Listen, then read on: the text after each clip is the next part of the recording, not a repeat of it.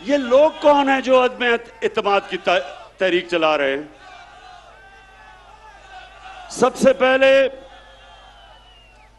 सबसे पहले मुजरिम नंबर 1 नवाज शरीफ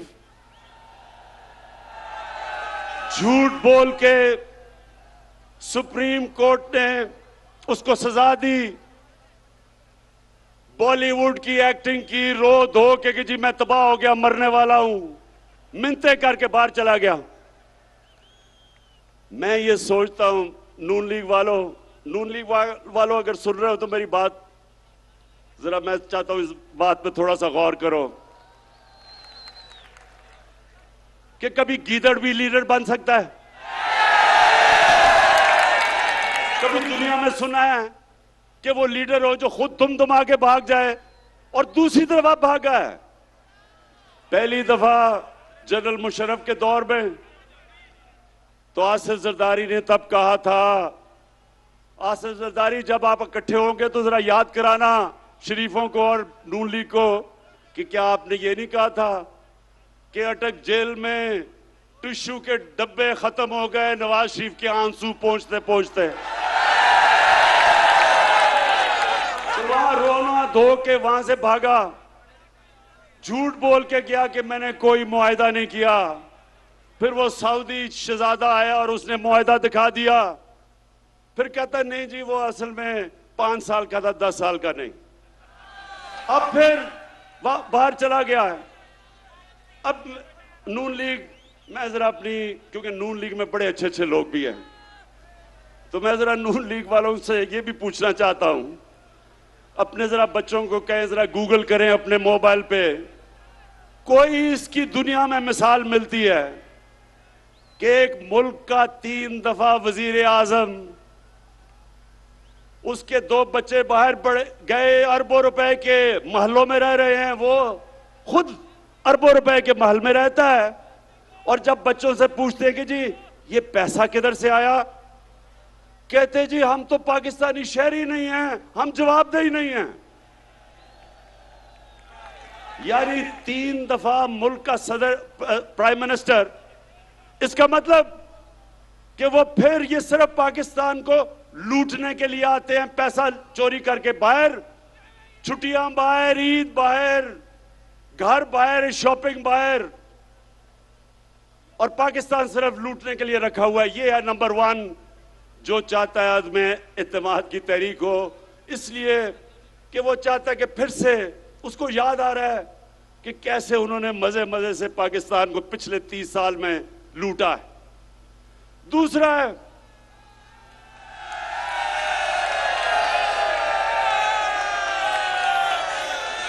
है शहबाज शरीफ। अब ये शहबाज शरीफ कौन है? अगर आपने शहबाज शरीफ का पता चलवाना है तो कहीं से मकसूद चपड़ासी को पकड़ के ले आए। वो बेचारा मकसूद चपड़ासी, एक दिन उसे पता चला कि उसके बैंक के अंदर 375 करोड़ रुपया आ गया।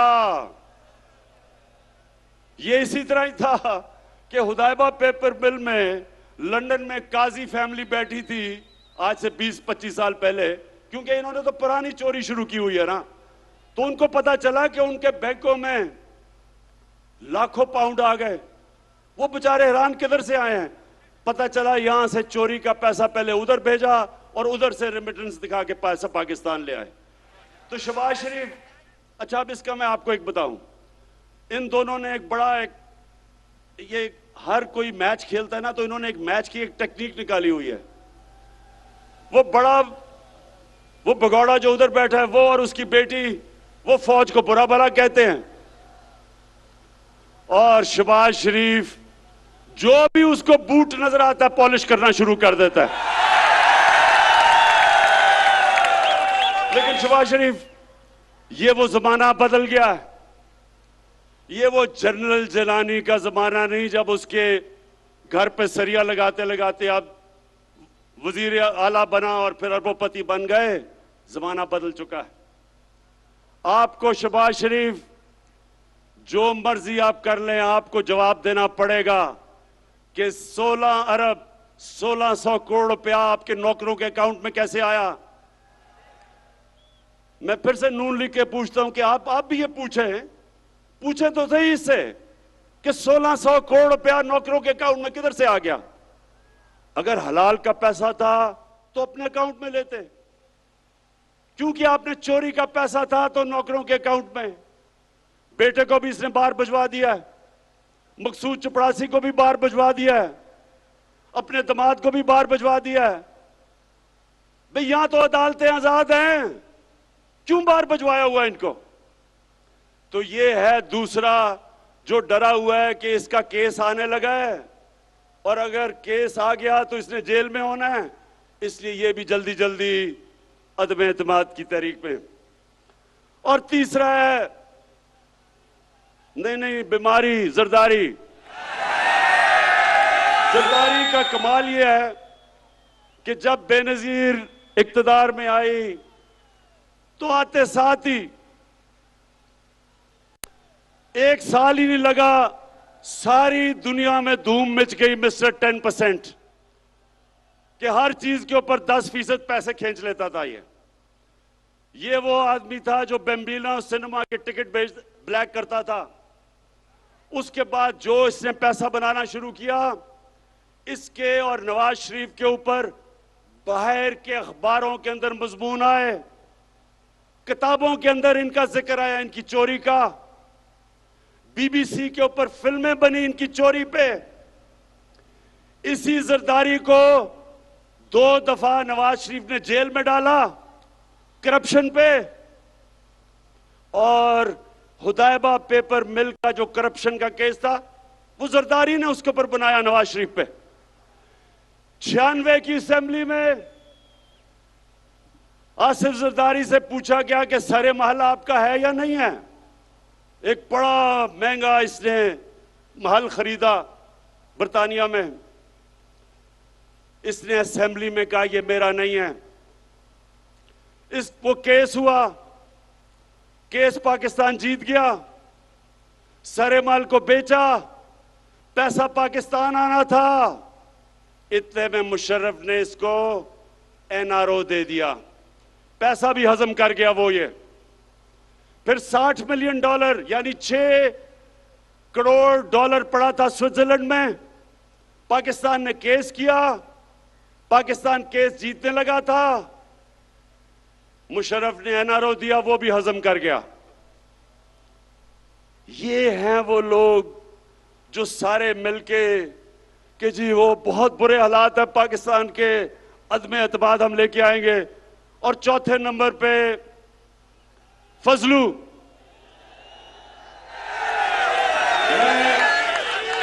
मैं इसको कभी मौलाना नहीं कहूंगा, क्योंकि मौलाना, हम अदब से मौलाना को कहते हैं। मौलाना पढ़े लिखे दीनी लोग होते हैं, हम उनकी इज्जत करते हैं। लेकिन जो डीजल के परमिट को बेच के पैसे बनाता है, और ये सिर्फ पैसे नहीं बनाता, ये ब्लैकमेल करता है। मदरसे के बच्चों को ले आया, इस्लामाबाद में धरना दिया। वो मीडिया ने जाके मदरसों के बच्चों से पूछा कि ये क्यों आए हो तुम धरना देने? उन्होंने कहा जी इसलिए कि इमरान खान यहूदी एजेंट है। उन्होंने कहा कि ये यहूदियों का या साजिश कर रहा है पाकिस्तान में। मौलाना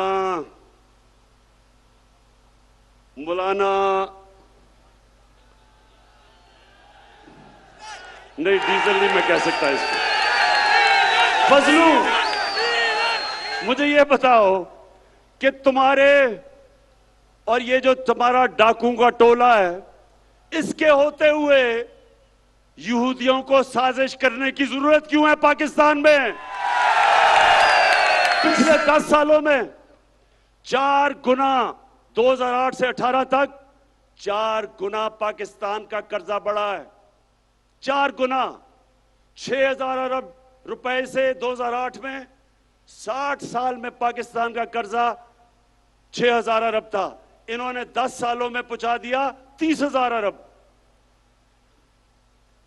तो मैं इनसे पूछता हूं कि जब आपने मुल्क को मकरूज कर दिया, जो भी हम टैक्स में इकट्ठा करते हैं आधा चला जाता है आपके लिए हुए कर्जों की किस्तों पे।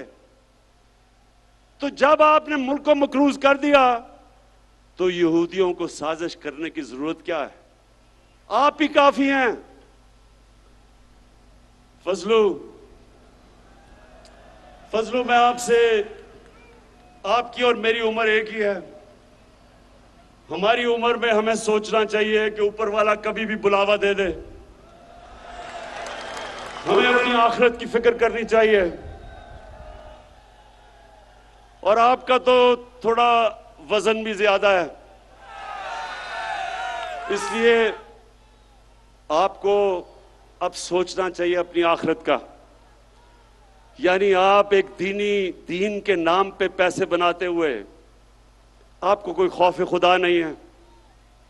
कुछ तो सोचें कि आप जो मदरसे के बच्चे, और मैं ये समझता हूं कि ये हमारा बहुत बड़ा एहसास है हमारे मदरसे के बच्चे, लेकिन इनको आप इस्तेमाल करें अपनी सियासत चमकाने के लिए और ब्लैकमेल करने के लिए। जो मैंने कुरान पढ़ी है और जो मेरा दीन का जितना भी इल्म है, अल्लाह ने आपको माफ नहीं करना।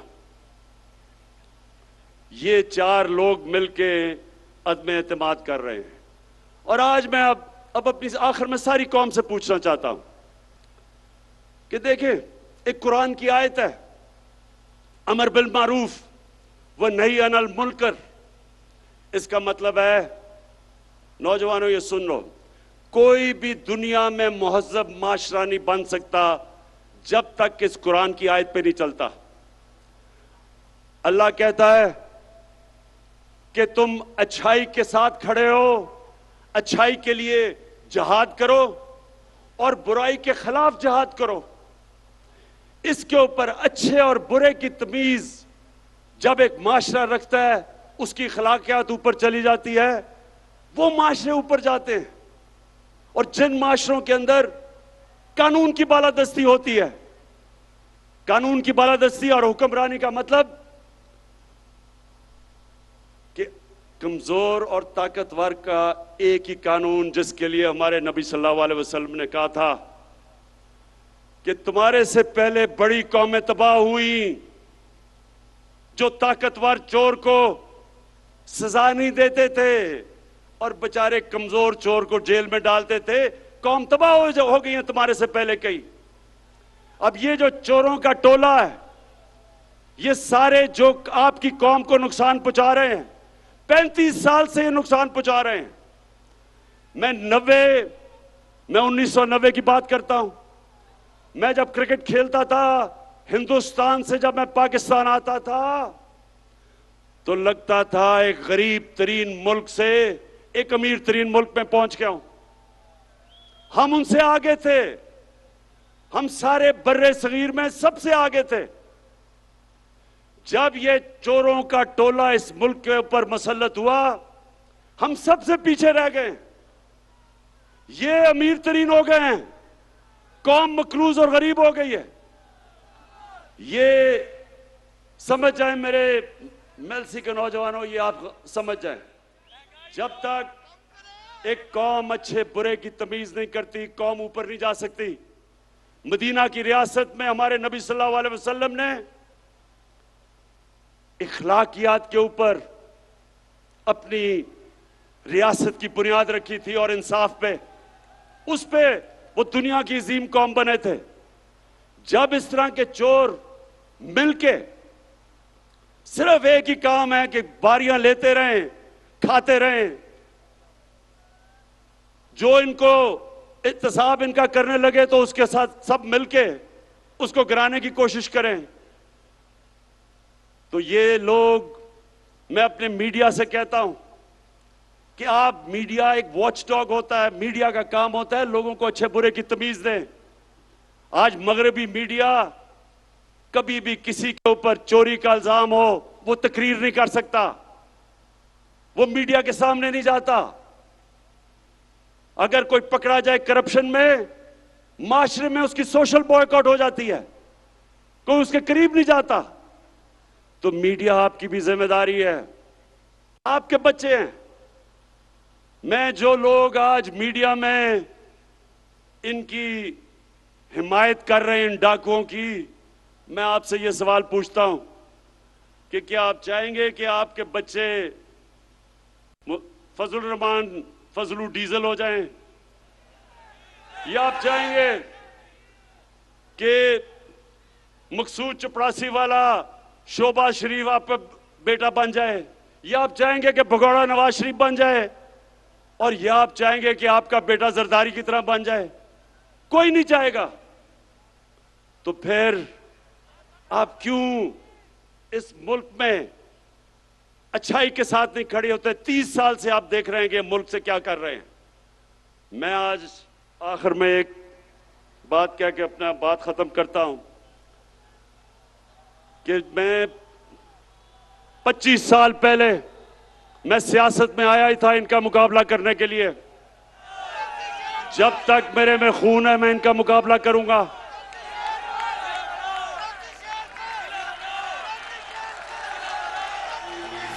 मेरी पूरी तैयारी है कि जो भी ये करेंगे मैं उसके लिए तैयार हूं। लेकिन मैं इनसे आखिर में आखिरी बात ये कह के छोड़ता हूं कि ये जो चोरों का टोला है, ये डाकुओं का जो गुलदस्ता है, क्या आप तैयार हैं जब इंशाअल्लाह आपकी अदम इत्तेमाद की तहरीक फेल होगी तो आप तैयार हैं जो मैं आपसे करूंगा?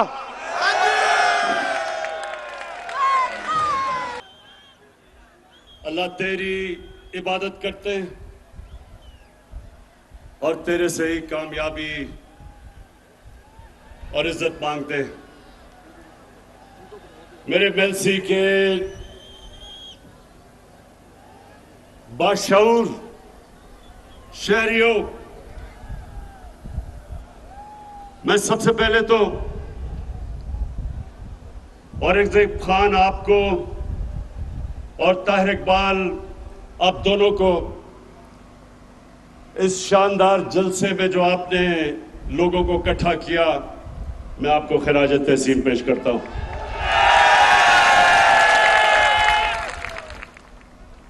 अब औरंगजेब इतनी ज्यादा चीजें आपने मेरे से मांग ली,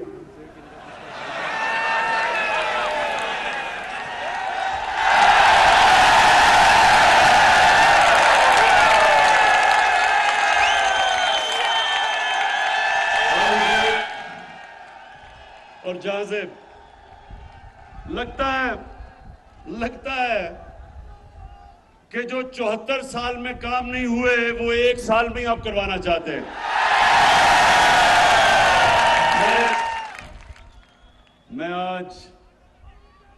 मैं आपको खुशखबरी सुनाता हूं। सबसे पहले तो मेलसी के लोगों, सबसे पहले खुशखबरी ये कि हमारी फेडरल गवर्नमेंट ने फैसला किया है कि हम जनूबी पंजाब के लिए 500 अरब रुपया मजीद खर्च करेंगे। और अभी आपको उस्मान बुज़दार ने, आप ही के जनूबी पंजाब के चीफ मिनिस्टर ने इतनी लंबी चीजें बताई हैं कि जो जो आपकी ख्वाहिशें थी तकरीबन सारी उन्होंने कहा या इस बारी पूरी होंगी और या अगले बजट में पूरी होगी। लेकिन मेलसी के लोगों, इससे भी ज्यादा खुशखबरी आपको सुनाने लगा हूं।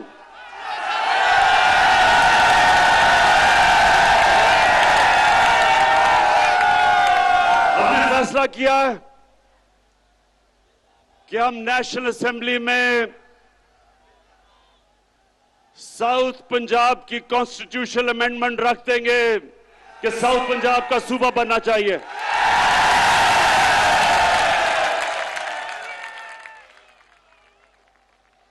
अब हम देखेंगे कि क्या ये पीपल्स पार्टी और नून लीग आप तो बड़ी देर से लोगों को वादा कर रहे हैं जनूबी पंजाब का। क्या आप हमारी हिमायत करेंगे या नहीं, अब आपके सामने आ जाएगा।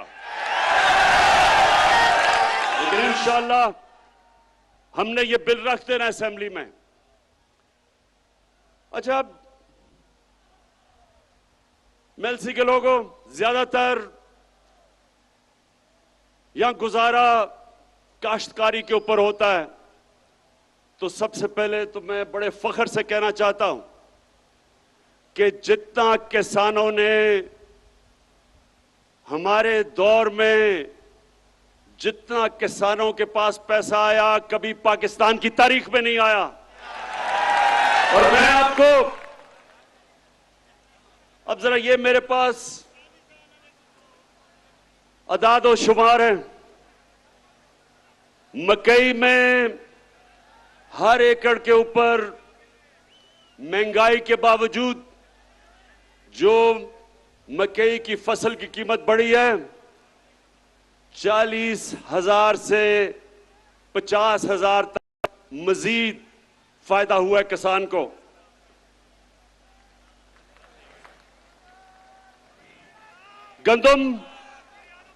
गंदम के अंदर जो हमने 50% हमारे दौर में गंदम की सपोर्ट प्राइस बढ़ाई, जो किसान की जेब में आया हर एकड़ में वो 25,000 से 30,000 रुपया। उसके बाद कपास की कीमत दुगनी हो गई है। कपास की कीमत अब दुगनी किसान को मिल रही है और उसकी वजह से 1 एकड़ के ऊपर कपास में 70,000 से 80,000 रुपए तक मेरे किसान को फायदा हुआ है। और अब एक और चीज कि यूरिया खाद, मुझे पता है कम हुई थी बीच में, दुनिया में कम हो चुकी है, लेकिन अभी आपको मिलेगी। हमने बड़ी मुश्किलों से हमने खाद भी ज्यादा इस बार प्रोड्यूस की, ज्यादा गैस दिया, खाद की फैक्ट्रियों को बंद नहीं होने दिया, लेकिन उसके बावजूद हमने चाइना से 1 लाख टन खाद मंगवाई है, जो कि इंशाल्लाह 1 हफ्ते तक पहुंच रही है।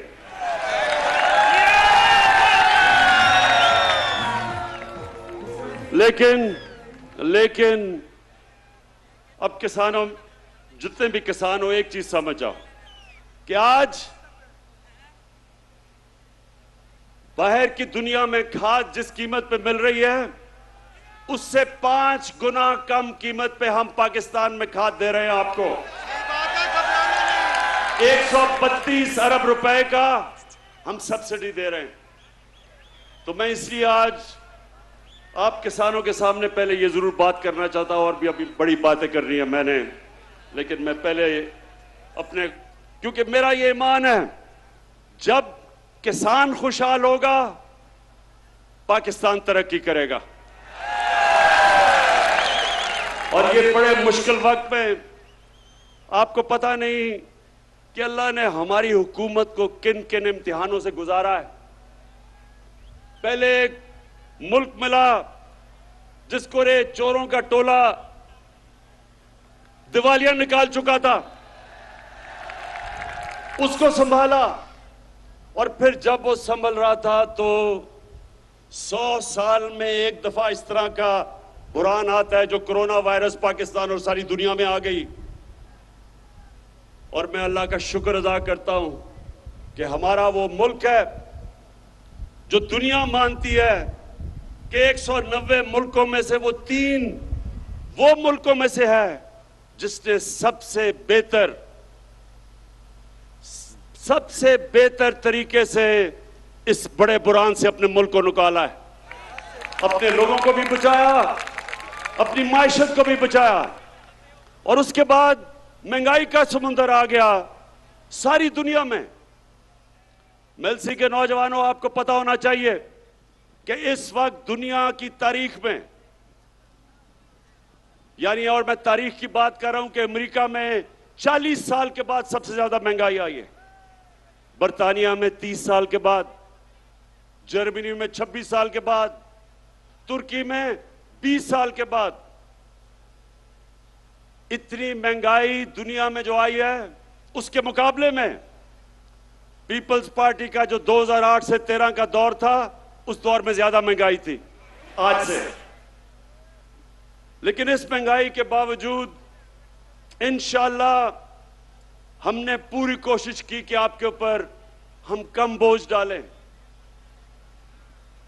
और अल्लाह का करम है कि हमारी पाकिस्तान की तारीख में सबसे ज्यादा टैक्स इकट्ठा किया गया, और उसकी वजह से मैंने 10 रुपए कम किया पेट्रोल और डीजल,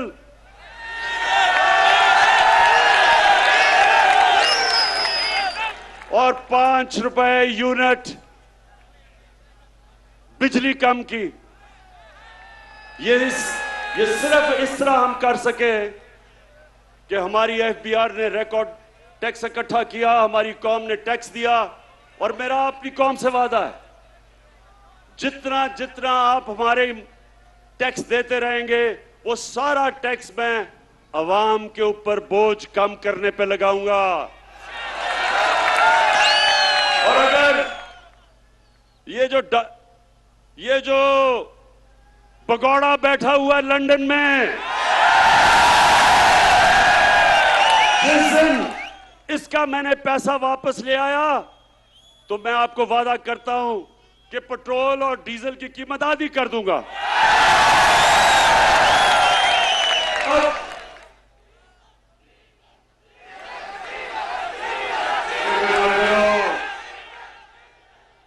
अभी फजलू डीजल पे भी मैं आ रहा हूं।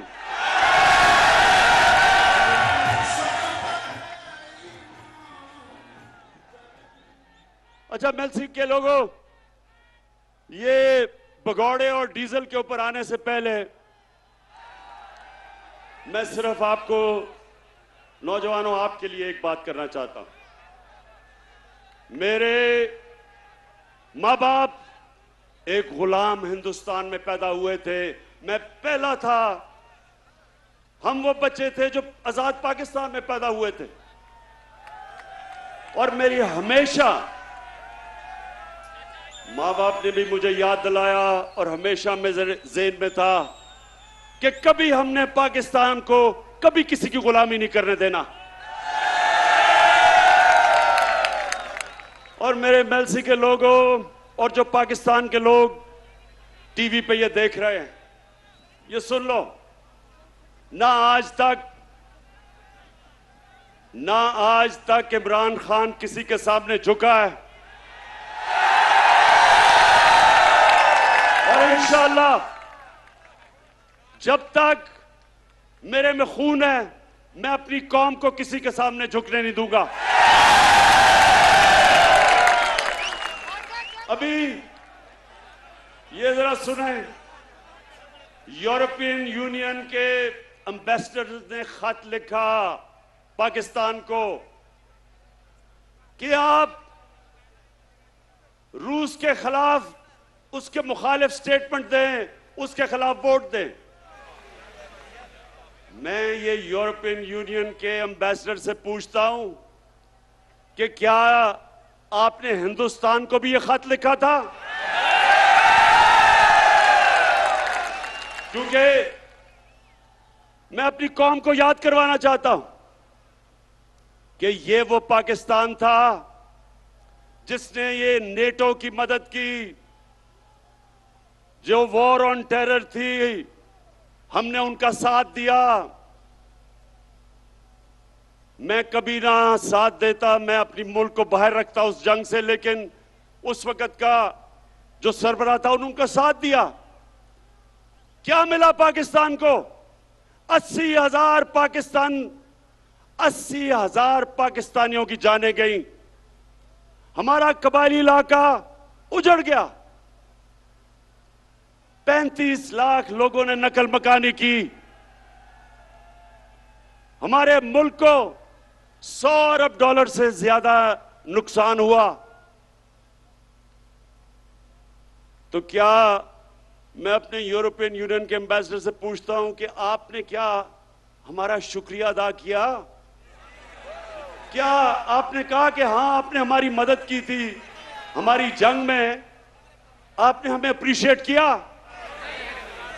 सारे नेटो के मिला के 10% भी लोग नहीं थे जो इस जंग में मरे। हमारे मुकाबले में जो 80,000 पाकिस्तानियों की कुर्बानी दी गई। तो मैं उनसे आज ये पूछता हूं कि बजाय आपने, जब हमने आपके साथ खड़े हुए थे, बजाय आप हमारा कम से कम शुक्रिया अदा करते। ऐसे आप में से लोग थे जिन्होंने अफगानिस्तान में जो जंग हारी आपने, वो पाकिस्तान को जिम्मेदार ठहराया था। शुक्र करना तो दूर की बात है। और दूसरा, जब कश्मीर में हिंदुस्तान ने इंटरनेशनल कानून तोड़ा, यूनाइटेड नेशंस की सिक्योरिटी काउंसिल की रेजोल्यूशंस की खिलाफ वर्जी करते हुए जो कश्मीर का स्टेटस खत्म किया, क्या आप में से किसी ने हिंदुस्तान से कोई राब्ता तोड़ा, कोई उनकी तनकीद की, कोई तिजारत बंद की? तो हम आपके सामने क्या हैं? क्या हम कोई गुलाम हैं कि जो आप कहेंगे हम कर लें? और मैं मेलसी के लोगों, मैं आपको बताऊं कि इनको ये गलत आदतें पड़ी किधर से हैं।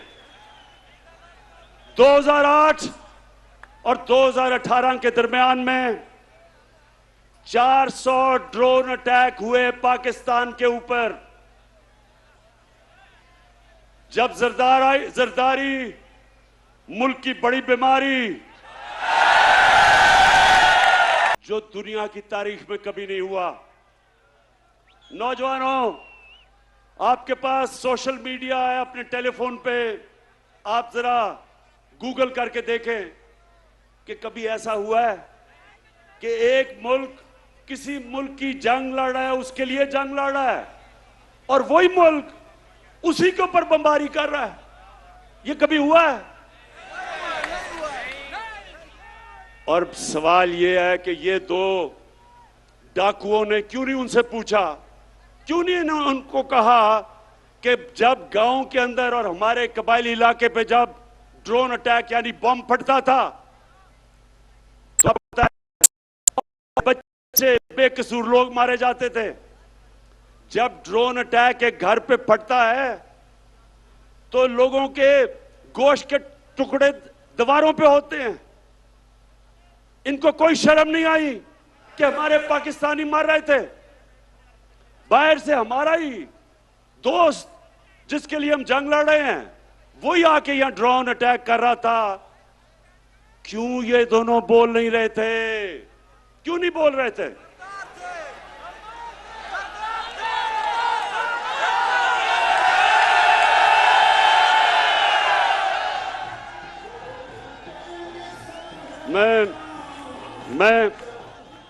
मैं आपको बताता हूं कि ये दो डाकू क्यों नहीं बोल रहे थे, क्योंकि इनके चोरी इस मुल्क से जो पैसा लूट के इन्होंने बाहर के मुल्कों में और बैंकों में और बड़े बड़े महल्लात लिए हुए थे, इनको डर था कि जिस दिन ये कहेंगे कि सर ये क्या कर रहे हैं आप, ये ना करें, वो इनकी प्रॉपर्टी जब्त कर लेंगे।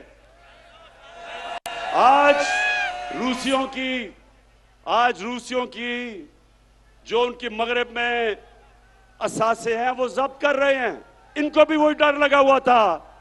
तो ये पैसे के बुत की पूजा करने वाले चुप करके तमाशा देखते रहे और हमारे लोगों का खून होता रहा।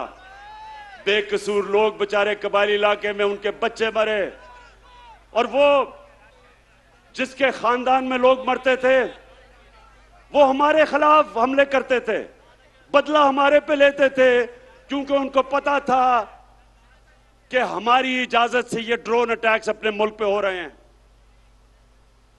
आप बताएं, जब से इमरान खान वजीर आजम बना कोई ड्रोन अटैक हुआ है? ना ही हुआ। और मैं आज अब सबके सामने कहता हूं कि कभी किसी ने कोशिश की ड्रोन अटैक करने की। मैं पाकिस्तान की एयरफोर्स को कहूंगा कि वो ड्रोन को नीचे गिरा दें। इसलिए कि यह कानून की खिलाफ वर्जी है। कोई दुनिया में कानून इजाजत नहीं देता कि आप किसी के मुल्क में आके अटैक करके और लोग मार दें। अंग्रेजी में कहते हैं जज, ज्यूरी, एक्सिक्यूशनर। ये किसी कानून के अंदर नहीं है, ये जंगल के कानून के अंदर है। मैं मेरे पाकिस्तान के नौजवानों, मैं ये चाहता हूं, ये गौर से एक बात समझ लें आप। कभी भी कोई कौम अजीम कौम नहीं बनी जो दूसरों के सामने झुकती है। सिर्फ खुददार कौमें अजीम कौम बनती हैं। जो किसी से भीख मांग के गुजारा करती है कौम, वो ऐसे ही है जैसे कि अगर मैं वसाखिया पकड़ लूं, अपनी टांगों पे जोर ना डालूं, मेरी टांगें कमजोर हो जाएंगी। इसी तरह मुल्क कमजोर हो जाते हैं जो अपने पैर पे नहीं खड़े होते। हम कोई किसी से दुश्मनी नहीं चाहते, हम सबसे दोस्ती चाहते हैं। हमारी रूस से भी दोस्ती है, हमारी अमेरिका से भी दोस्ती है, हमारी चाइना से भी दोस्ती है, यूरोप से भी है। हम किसी कैंप में नहीं हैं, लेकिन क्योंकि हम न्यूट्रल हैं, इंशाल्लाह हम उन मुल्कों के साथ मिलकर एक दिन कोशिश करेंगे कि जो यूक्रेन में जंग है ये बंद हो। इससे बहुत दुनिया को नुकसान हो रहा है। इससे तेल की कीमतें आसमानों पे चली गई, गंदम की कीमतें आसमानों में, गैस की कीमत उधर पहुंच गई है कि ये यूरोप जैसे मुल्क, बर्तानिया जैसे मुल्क में इस वक्त लोगों को मुश्किल पड़ी हुई है। तो इसलिए हम जंग में किसी का साथ नहीं देंगे, अमन में सबका साथ देंगे।